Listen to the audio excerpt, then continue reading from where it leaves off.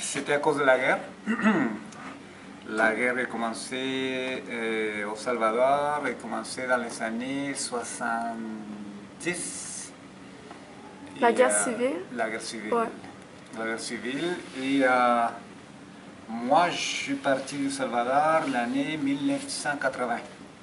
C'était en pleine guerre. Okay. Donc, oui, il fallait que je sorte parce que je ne pouvais pas vivre là-bas sans danger.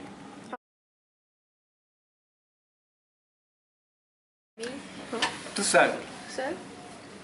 Tout seul parce que c'était plus facile. Okay. Sortir toute la famille au complet, c'est ok. pas facile. Il faut soit avoir l'argent ou soit avoir le courage de partir tout ensemble illégalement vers un pays.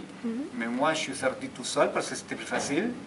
Et vers le Mexique d'abord, puis ensuite ici.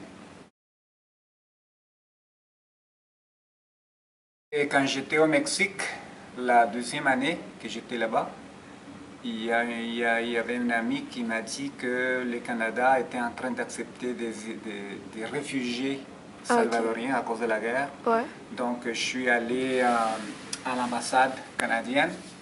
Et là on m'a dit que pour être accepté comme réfugié du Salvador, il fallait que j'aille à l'Organisation des Nations Unies, à l'ONU, pour aller témoigner de ma condition.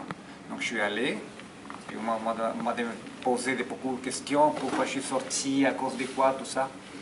Et avec ça, je suis allé à l'ambassade encore, et après un an, on m'a accepté. Okay. Je parlais l'anglais, beaucoup d'anglais, Ouais. même oui, beaucoup. Et, mais en arrivant ici, il fallait que j'utilise le français, donc j'ai oublié. Okay. J'ai beaucoup oublié parce que je ne l'utilise plus là. Je suis arrivé le 14 octobre 1982.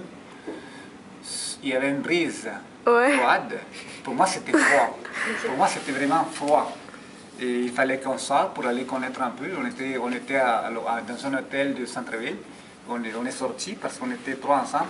Ouais. Et on sentait froid, vraiment. Là. Après ça, la première neige, c'est beau. Ouais. Mais le froid, c'était pas facile pour nous.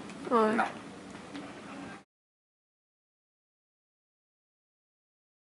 Non, non, on a été acceptés vraiment. Nous, les Latinos, on n'a pas eu de problème, vraiment.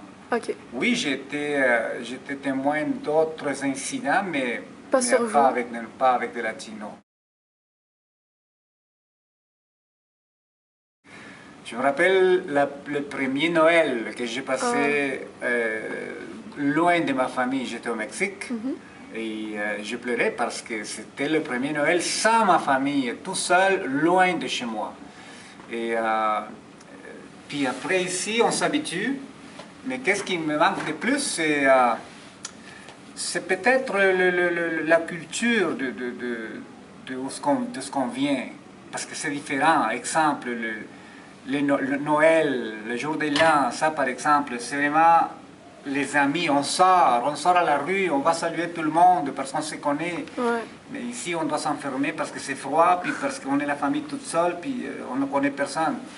C'est des choses qui me manquent, oui, toujours. Je suis très bien ici. Ouais. Ouais. Okay. Non, je n'irai pas vivre là-bas. Premièrement, le climat. Je ne pense pas m'habituer à avoir le chaud tout le temps.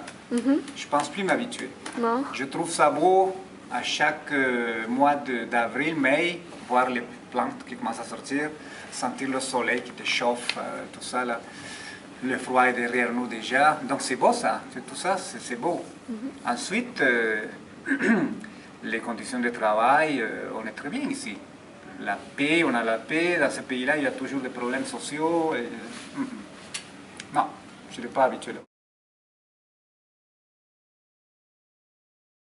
Oui, pas beaucoup, mais oui. Les médias sociaux, ça aide. Facebook, ça aide beaucoup. Parce qu'avant, une lettre, on écrivait une lettre à la main avant, là, et on l'envoyait, puis un mois plus tard, il le recevait, puis après, Non, il y a toujours une communication, téléphone, tout ça, oui.